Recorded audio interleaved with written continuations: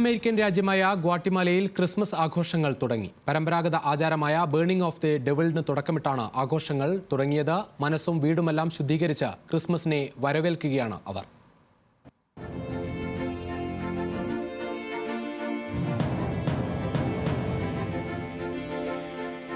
നാടും നഗരവും ക്രിസ്തുമസിനെ വരവേൽക്കാൻ വർണ്ണാഭമായ നക്ഷത്രങ്ങളാൽ അണിഞ്ഞൊരുങ്ങുമ്പോൾ പിശാചിന്റെ കോലം കത്തിക്കാനുള്ള തീക്കുണ്ടമൊരുക്കുന്ന തിരക്കിലായിരുന്നു ഗ്വാത്തേമാലൻ നിവാസികൾ. നഗരത്തിലെ എല്ലാ വീടുകളും ഉഗ്രരൂപിയായ ഒരു പിശാചിന്റെ രൂപം നിർമ്മിക്കുന്നു. ശേഷം വീട്ടിലെ പഴയതും അഴുക്കുപിടിച്ചതുമായ കുപ്പായങ്ങളും മറ്റും തരംതിരിച്ച് ഒരു കൂമ്പാരമുണ്ടാക്കി കത്തിക്കുന്നു. ശേഷം പിശാചിനെ ആ തീഗോളത്തിലേക്കിടുന്നു. ഇതോടെ ലൈറ്റുകളും നക്ഷത്രങ്ങളും ഗ്വാത്തേമാല തെരുവുകളിൽ മിന്നിത്തുടങ്ങും. ഇങ്ങനെയാണ് ഗ്വാത്തേമാലയിൽ ക്രിസ്തുമസ് പുലരുന്നത്.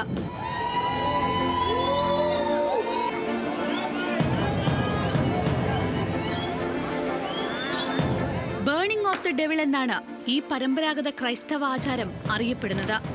നൂറ്റാണ്ടുകൾ പഴക്കമുള്ള ബേണിംഗ് ഓഫ് ദി ഡെവിളിൽ നിന്നാണ് ഗ്വാത്തേമാലയുടെ ക്രിസ്തുമസ് ആഘോഷങ്ങളുടെ തുടക്കം. വീടിനുള്ളിലെ മോശമായതെല്ലാം ഒഴിവാക്കി ശുചീകരിക്കുന്ന ദിനമാണിത്. ദുരാത്മാക്കളെ ഉച്ചാടനം ചെയ്യലും ഇതേ ദിവസം തന്നെ. ഈ വർഷം കയ്യിൽ ശൂലവുമായി നിൽക്കുന്ന കാർഡ്ബോർഡ് കൊണ്ട് നിർമ്മിച്ച ഭീമാകാരമായ രൂപമാണ് കത്തിച്ച് ചാരമാക്കിയത്. ജനങ്ങൾ ആഹ്ലാദപൂർവ്വമാണ് ഇത് കൊണ്ടാടിയത്. എന്നാൽ പലയിടങ്ങളിൽ ഇപ്പോൾ ഡെവിൾ പ്രതിമകൾക്കു പകരം ഡെവിൾ പിനാറ്റയാണ് കത്തിക്കുന്നത്. ഇത് നഗരത്തിലെ പിനാറ്റ നിർമ്മാണ കലയെ പ്രോത്സാഹിപ്പിക്കുന്നു. മധ്യ അമേരിക്കക്കാരുടെ ക്രിസ്തുമസിന് തുടക്കമിട്ട ഈ ആചാരം 16-ാം നൂറ്റാണ്ടിൽ സ്പാനിഷ് അധിനിവേശക്കാരുടെ വരവോടെയാണ് തുടങ്ങിയത്.